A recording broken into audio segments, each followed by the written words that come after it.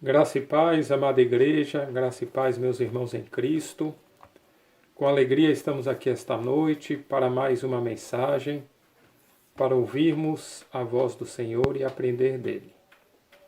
Por esta razão, convido os amados irmãos a abrirem as Sagradas Escrituras no primeiro livro da Bíblia, o livro de Gênesis, e nós vamos considerar do verso 21 até o verso 24. Gênesis, capítulo 5, do verso 21 até o verso 24.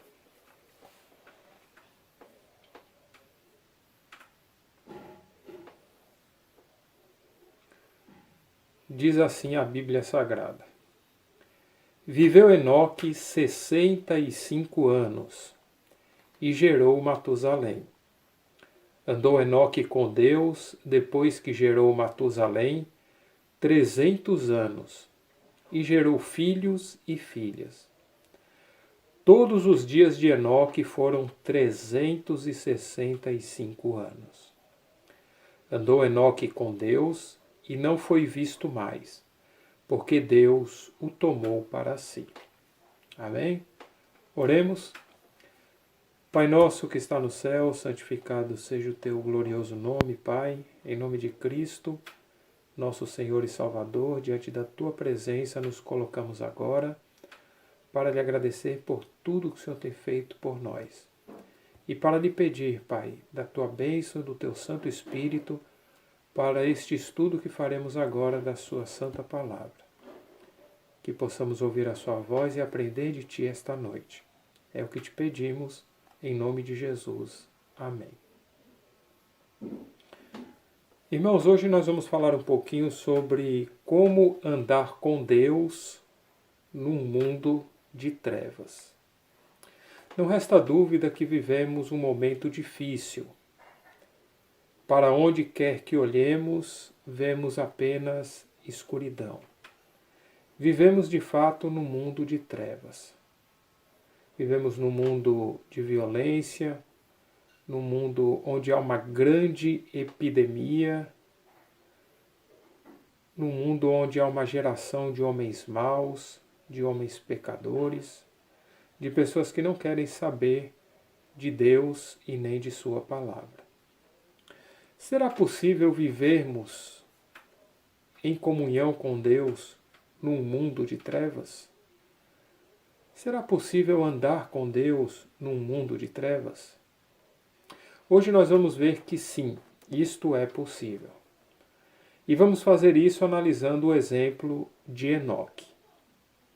Essa passagem que nós lemos em Gênesis capítulo 5, do verso 21 ao 24, observamos que o texto bíblico menciona por duas vezes que andou Enoque com Deus. Esta afirmação se encontra aí no verso 22 e também no verso 24. Ambos iniciam dizendo: Enoque andou com Deus. Irmãos, antes de nós entendermos como é possível andar com Deus num mundo de trevas, nós precisamos primeiramente entender por que Deus criou o homem. Irmãos, Deus não criou o homem simplesmente para depois abandoná-lo ou para largá-lo à sua própria sorte. Não. Deus criou o homem para ter um relacionamento com ele. Deus nos criou para termos com ele comunhão e intimidade. E Deus quer ter um relacionamento conosco. O livro de Gênesis fala da criação do homem. E em Gênesis capítulo 1, do verso 26 ao 28, mostra com que características Deus criou o homem. Convido os irmãos a abrirem suas Bíblias em Gênesis capítulo 1, do verso 26 ao 28. E observem o que o escritor de Gênesis fala sobre a criação do homem. Diz assim a Bíblia Sagrada, Gênesis capítulo 1, do verso 26 até o 28. Disse Deus: façamos o homem à nossa imagem, conforme nossa semelhança. Domine ele sobre os peixes do mar, sobre as aves dos céus, sobre o gado, sobre toda a terra e sobre todo réptil que se move sobre a terra. Criou Deus o homem à sua imagem. A imagem de Deus o criou, macho e fêmea os criou. Até aí tá bom, irmãos. Irmãos, a Bíblia nos fala que quando Deus cria o homem e a mulher, ele os faz à sua imagem e semelhança. Por que Deus faz o homem e a mulher dessa forma? Porque Deus, irmãos, ele tinha a intenção de estabelecer um relacionamento íntimo com o homem. Deus não ia estabelecer um relacionamento íntimo com alguma criatura que não fosse a sua imagem e semelhança. Deus não ia procurar um boi, não ia procurar um cão, não ia procurar um crocodilo ou um hipopótamo para ter comunhão ou para ter intimidade. Mas quando ele faz o homem com características suas, a sua própria imagem e semelhança, é porque ele queria ter com os seres humanos intimidade. Ele queria ter alguém com quem ele pudesse conversar, com quem ele pudesse ter comunhão, com quem ele pudesse ensinar, com quem ele pudesse orientar. E quando nós estudamos o livro de Gênesis, nós vemos que essa era a intenção de Deus desde o princípio. Porque logo nos primeiros momentos da criação, logo nos primeiros momentos em que o homem veio a ter o fôlego da vida, Deus já se colocou à disposição do homem para orientá-lo, para ensiná-lo e para ajudá-lo. Por exemplo, aí mesmo em Gênesis capítulo 2, no verso 16,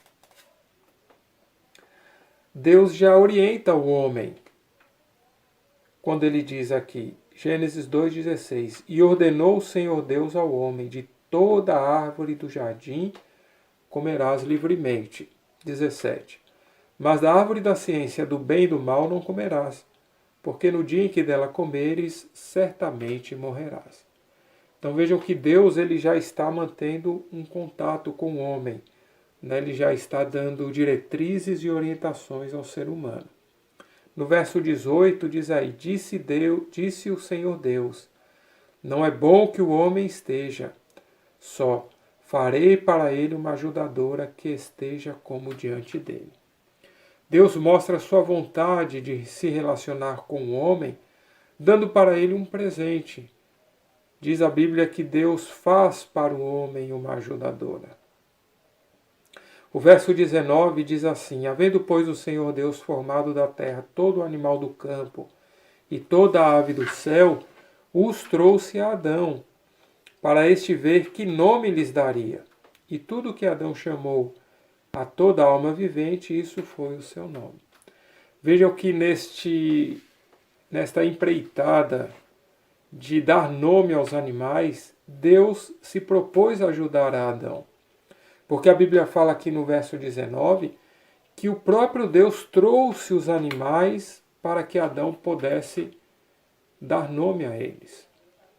Então Adão não teve que sair pelos pântanos, pelas florestas, pelas cavernas, para dar nome aos animais. Não. O próprio Deus trouxe a Adão os animais.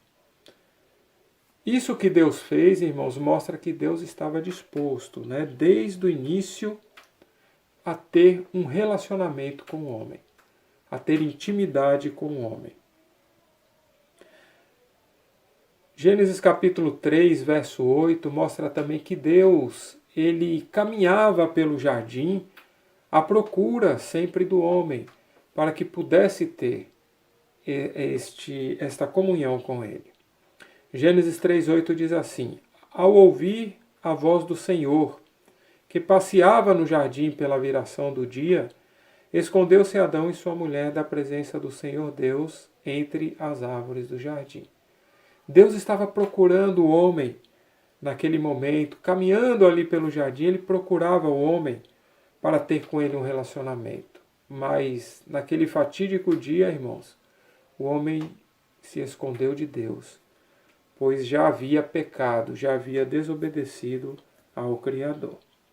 Tudo isso mostra, irmãos, que é da vontade de Deus, sempre foi da vontade de Deus, estabelecer conosco um relacionamento, ter conosco intimidade, comunhão. Então, será que é possível nós andarmos com Deus num mundo de trevas, num mundo como nós vivemos hoje? Bem, a história de Enoque mostra que sim. Quando Enoque nasceu, ele foi o 7º homem vindo da linhagem de Adão, filho de Jared. Quando ele nasceu, o mundo, irmãos, já estava corrompido. A situação do mundo já era terrível. E Deus usa este homem Enoque para anunciar o seu juízo, para anunciar o juízo que ele traria sobre aquele mundo mau. No livro de Judas, verso 14 e 15, nós podemos observar ali a missão de Enoque. Convido os irmãos a abrirem suas Bíblias comigo em Judas, versos 14 e 15. Judas fica ali antes do livro do Apocalipse. Judas 14 e 15 diz assim: acerca destes profetizou também Enoque, o 7º depois de Adão. Eis que é vindo o Senhor com milhares de seus santos, para exercer juízo contra todos e condenar dentre eles todos os ímpios, por todas as suas obras de impiedade que impiamente praticaram, e por todas as duras palavras que os ímpios pecadores disseram contra ele. Judas começa falando de Enoque como sendo o 7º depois de Adão. Judas faz isso justamente para diferenciar este Enoque do Enoque que era filho de Caim. Porque Caim teve um filho e lhe deu o nome também de Enoque. Não é esse Enoque que Judas está falando aqui. Este Enoque que ele fala aqui é o 7º depois de Adão, ou seja, ele vem da descendência de Sete. Ele é filho de Jared, perdão. Ele é filho de Jared. Então veja só que este Enoque, o 7º depois de Adão, ele anunciava o quê? Que o Senhor viria com milhares de seus anjos para executar juízo sobre aquele mundo ímpio. Isso mostra, irmãos, que o mundo onde Enoque vivia era um mundo terrível. Era um mundo iníquo, um mundo ímpio, tal qual o mundo que vivemos hoje. A situação daquele mundo era tão terrível que apenas 3 gerações depois de Enoque, o dilúvio veio e destruiu todos os homens maus, sobrando apenas Noé e sua família. Apenas 3 gerações após Enoque, porque Enoque gerou Matusalém, Matusalém gerou Lameque, Lameque Noé, e assim veio o dilúvio. Mas mesmo naquele mundo ímpio, irmãos, mesmo naquele mundo mau, a Bíblia fala que Enoque andou com Deus. Aqui em Gênesis capítulo 5, verso 22, diz: andou Enoque com Deus.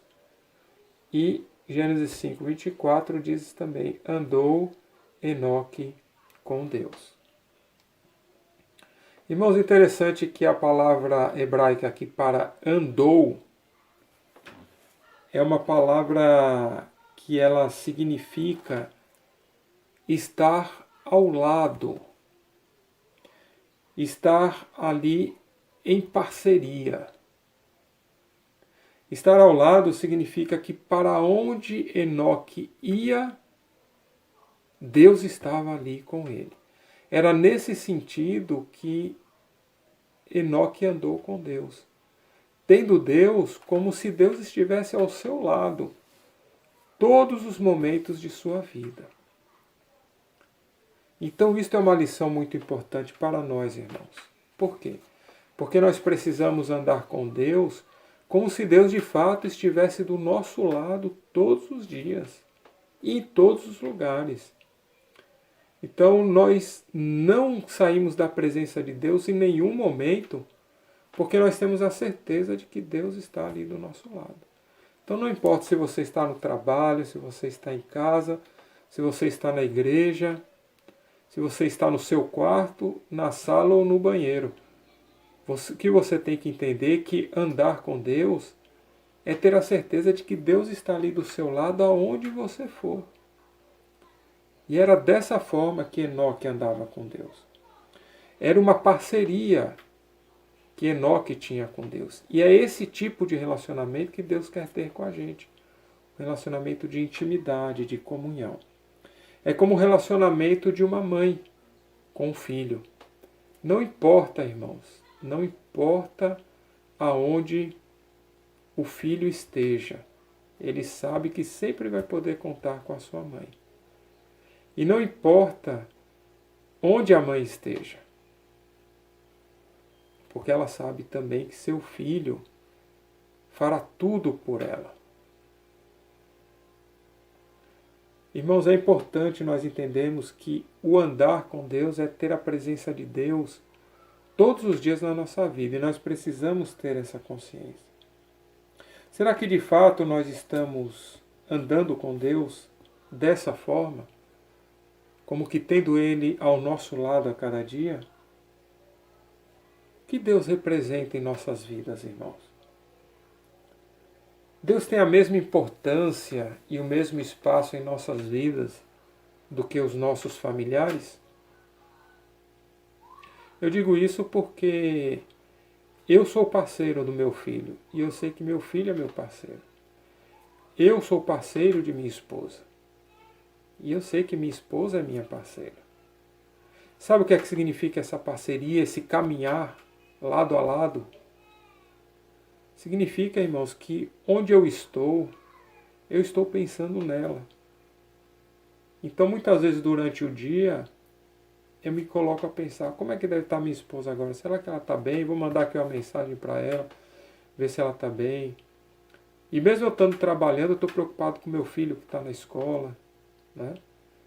E eu sei também que quem é mãe, não importa onde seu filho esteja, durante o dia ela pensa, né, no filho várias vezes. Se tem 5, 6, 10 filhos, vai pensar em todos os 10 filhos, todos os dias. Isso, irmãos, é parceria. Agora eu pergunto, será que Deus tem esse mesmo espaço nas nossas vidas?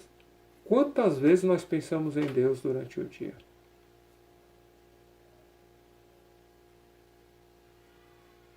Essa é uma pergunta que nós precisamos considerar.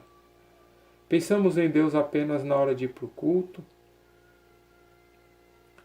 Pensamos em Deus apenas quando estamos passando por um problema? Ou pensamos em Deus todos os momentos de nossa vida, tendo Ele como estando presente ao nosso lado, andando com Ele, caminhando com Ele como Enoque fez? Irmãos, é importante entender que Deus não está longe. Deus está muito perto de nós. No livro dos Atos dos Apóstolos, capítulo 17, o apóstolo Paulo, ao pregar aos atenienses, ele destaca essa proximidade que Deus tem com os homens. Vamos ler do 24 até o 27. Livro dos Atos dos Apóstolos, 17, do 24 ao 27. O Deus que fez o mundo e todas as coisas que nele há, este sendo o Senhor do céu e da terra, não habita em templos feitos por mãos de homens.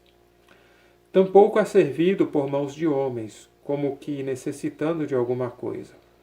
Pois é Ele mesmo quem dá a vida, o fôlego e todas as coisas a todos.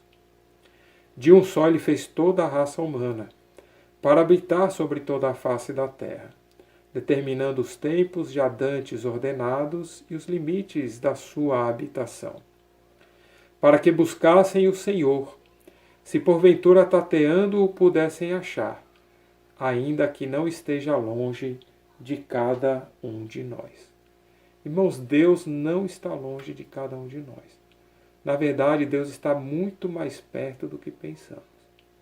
Então, por que não aproveitar e caminhar com Ele como fez Enoque? Por que não aproveitar e andar com Deus todos os dias de nossa vida? O que é que nós precisamos fazer? O salmista Davi, no Salmo 145, 18, fala sobre como podemos caminhar com Deus. Salmo 145, 18. Perto está o Senhor de todos os que o invocam, de todos os que o invocam em verdade. Irmãos, precisamos clamar pela presença de Deus. Precisamos invocar pela presença de Deus. Em verdade, diz o salmista, Deus está perto de todos os que o invocam, de todos os que o invocam em verdade. Então, irmãos, o propósito de Deus continua sendo de ter comunhão conosco, ter intimidade conosco. Mas nós precisamos dar os passos em direção a Ele. Precisamos clamar pela presença dEle. Por isso precisamos orar. Pedir a Deus, Senhor, faça-se presente na minha vida. Entra na minha vida. E precisamos, a partir daí, colar junto com Deus e caminhar junto com Ele. Devemos lembrar que não foi Deus que se separou do homem, mas foi o homem que se separou de Deus, por causa do pecado que o homem cometeu. Como andar com Deus, então, na prática? A primeira coisa que precisamos fazer é ter zelo pela palavra de Deus. É a palavra de Deus que nos aproxima de Deus. Aqui no Evangelho de João, capítulo 5, verso 39, convido os irmãos a abrirem comigo suas Bíblias, fala sobre a importância da leitura da Bíblia na aproximação que queremos ter com Deus. João capítulo 5, verso 39.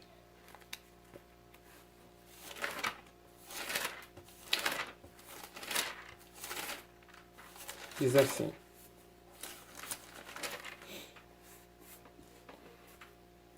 a vontade do Pai que me enviou é esta. Perdão, eu estou no 6. É João 5, 39. Examinais as Escrituras, porque cuidais ter nelas a vida eterna, e são elas que de mim testificam. Irmãos, são as Sagradas Escrituras que testificam de Jesus. São as Sagradas Escrituras que nos ensinam sobre Deus. Então, quer ter aproximação com Deus, quer andar com Deus como Enoque andou, tenha zelo pela palavra de Deus. Procure ler a palavra de Deus. Procure estudar a palavra de Deus. O estudo que nós fazemos da palavra de Deus não deve ser, irmãos, um estudo superficial. Um estudozinho meia boca. Não pode. O estudo da palavra de Deus, se você quer ter proximidade, comunhão, intimidade com Deus, tem que ser um estudo aprofundado. O livro de Provérbios, capítulo 2, do verso 1 ao 5, mostra como é que nós temos que buscar as coisas de Deus. Abram por gentileza suas Bíblias em Provérbios, capítulo 2, verso de 1 a 5.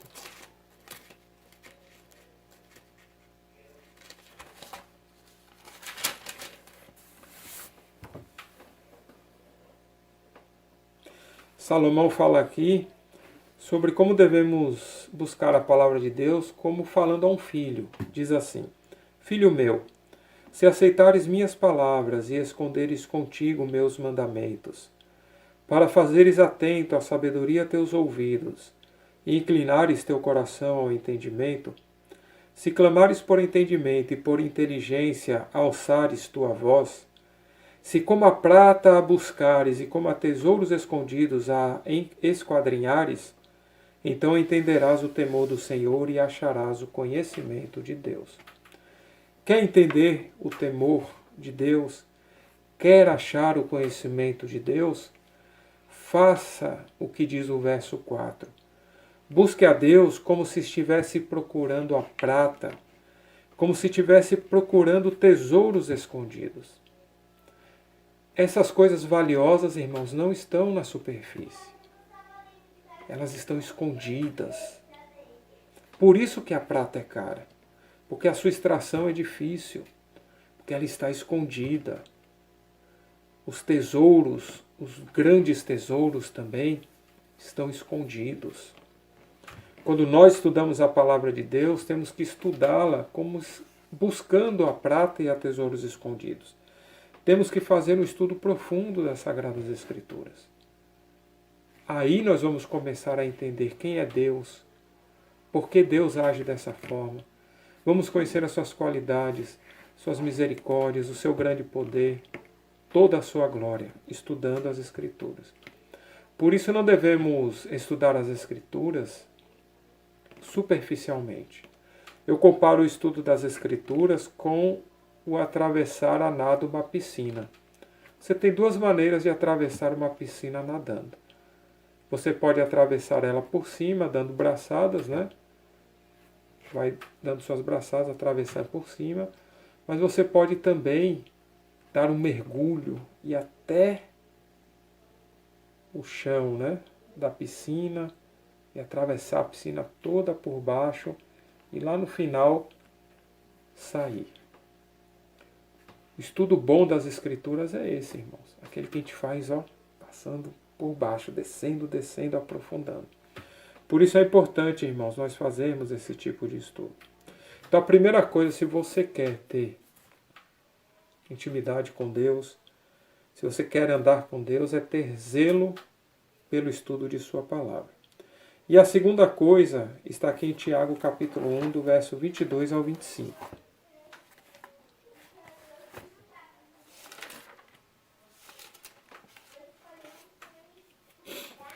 Carta de Tiago, capítulo 1, do verso 22 ao 25. Diz assim: Sede cumpridores da palavra, e não somente ouvintes, enganando-vos com falsos discursos. Porque se alguém é ouvinte da palavra e não cumpridor, é semelhante ao homem que contempla seu rosto natural no espelho. Ele contempla a si mesmo, vai embora e logo se esquece de como era.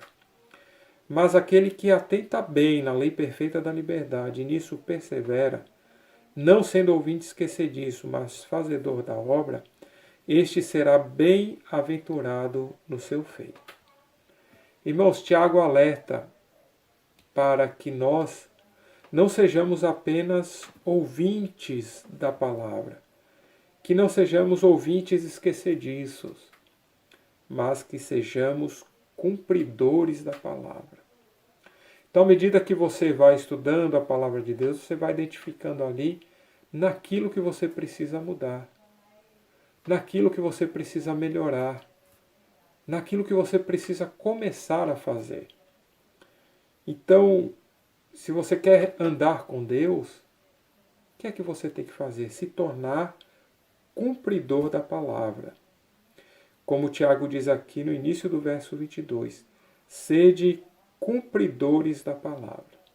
Se estudarmos a palavra de Deus com cuidado, com esmero, com zelo, e se formos cumpridores da palavra, irmãos, poderemos ser como Enoque, poderemos andar com Deus num mundo de trevas.